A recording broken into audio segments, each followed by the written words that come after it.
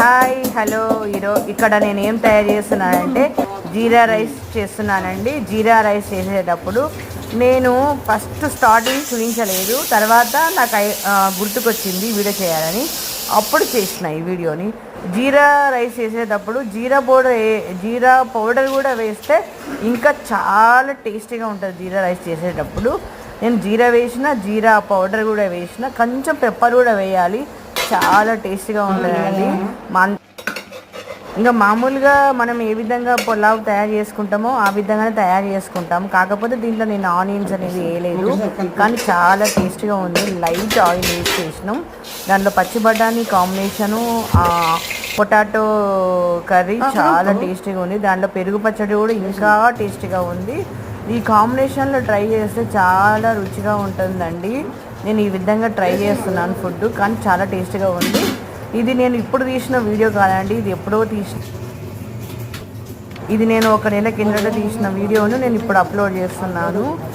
ఈ వీడియోస్ మొత్తం క్లిప్స్ అన్నీ గ్యాదర్ చేసి నేను ఇప్పుడు పెట్టేస్తున్నా యూట్యూబ్లో. కానీ చాలా టేస్టీగా ఉంటుంది ఈ పెరుగు పచ్చడి జీరా రైస్ కాంబినేషను. ఎప్పుడైనా మన ఇంట్లో కూరగాయలు లేనప్పుడు ఈ విధంగా ట్రై చేస్తే చాలా రుచిగా ఉంటుంది. చక్కగా తొందరగా కూడా ఈ ఫుడ్ అనేది ప్రిపేర్ చేయొచ్చు, తొందరగా అయిపోతుంది ఫుడ్ ప్రిపేర్ చేయడం కూడా. నేను ఇక్కడ ఈ పెరుగు పచ్చడి తయారు చేసిన తర్వాత వేడిగా జీరా రైస్ పెట్టేసి పొటాటో కర్రీ వేసుకొని తింటే చాలా టేస్టీగా ఉన్నాయి.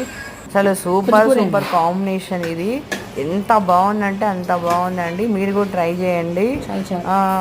నాకైతే చాలా బాగా నచ్చింది. ఎందుకంటే ఒక్కొక్కసారి మన ఇంట్లో కూరగాయలు కూడా ఉండవు, అప్పుడు తొందరగా మనం ప్రిపేర్ చేసుకోవాల్సింది ఈ ఫుడ్. ఎవరైనా బంధువులు వస్తారు కూడా ఈజీగా తయారు చేయొచ్చు. మీకు కూడా నచ్చుతుంది. నాకైతే చాలా బాగా నచ్చింది. మీరు కూడా ట్రై చేయండి. ఈ విధంగా నేను చూసిందా కొంచెం అన్నం పెట్టుకొని దానికి తగ్గ కర్రీ వేసుకొని తింటున్నాను.